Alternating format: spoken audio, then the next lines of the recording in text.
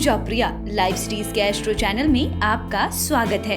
भगवान गणेश जिन्हें हर कोई किसी भी शुभ काम से पहले पूजता है, पूजा पाठ हो, घर में शुभ कार्य हो या किसी शादी या कोई समारोह हो, हर वक्त सबसे पहले भगवान गणेश की ही पूजा अर्चना की जाती है, क्योंकि बप्पा के बिना कोई भी शुभ काम पूरा नहीं हो सकता।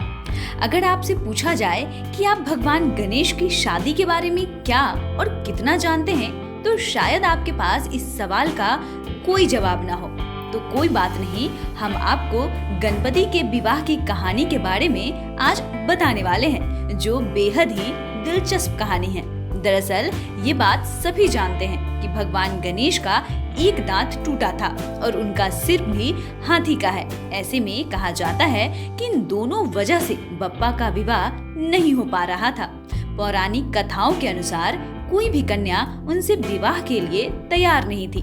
ऐसे में गणपति काफी दुखी थे। कहा तो यहाँ तक जाता है कि अपना विवाह न होने की वजह से भगवान गणेश दूसरे देवताओं के विवाह में विघ्न तक डालना शुरू कर दिए थे, जिसमें उनकी मदद उनका वाहन मूषक करता था। मूषक बप्पा के आदेश पर देवताओं के विवाह के मंडप को नष्ट कर देता था और ऐसे में उनकी शादियों में अड़चनें पैदा हो जाती थी। ऐसे में सभी देवता घबरा गए और परेशान होकर भगवान शिव और माता पार्वती के पास पहुँचे। यहाँ आकर सभी देवताओं ने एक स्वर में इस समस्या का समाधान मांगा, लेकिन यहाँ भी उनको समाधान नहीं मिला।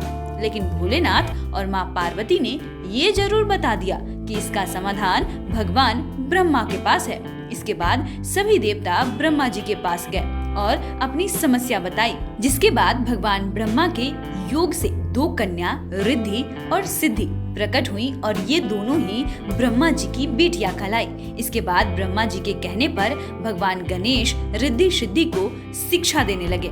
वहीं इस बीच जब मूषक किसी देवता के विवाह की खबर लेकर गणपति के पास आता, तो रिद्धि सिद्धि कुछ बात छेड़कर भगवान गणेश का ध्यान अपनी ओर कर लेती। इसकी वजह से अब किसी देवता की शादी में बाधा उत्पन्न नहीं हो रही थी। लेकिन इसके बाद भगवान गणेश को पता चल गया कि रिद्धि सिद्धि की वजह से देवताओं के विवाह बिना किसी रुकावट के हो रहे हैं। इस पर गणपति क्रोधित हुए, लेकिन तभी वहाँ ब्रह्मा जी आए और उन्होंने रिद्धि सिद्धि के विवाह का प्रस्ताव भगवान गणेश के समक्ष रखा, जिसे उन्होंने स्वीकार कर लिया और फिर गणपति का विवाह धूमधाम से हो गया। आगे चलकर उनके दो पुत्र शुभ और लाभ हुए। तो आपने देखा कि जो गणपति का विवाह नहीं हो पा रहा था, कैसे ब्रह्मा जी ने कितनी आसानी से अपनी दोनों पुत्रियों का रिद्धि और सिद्धि का विवाह गणेश से कैसे करवा दिया।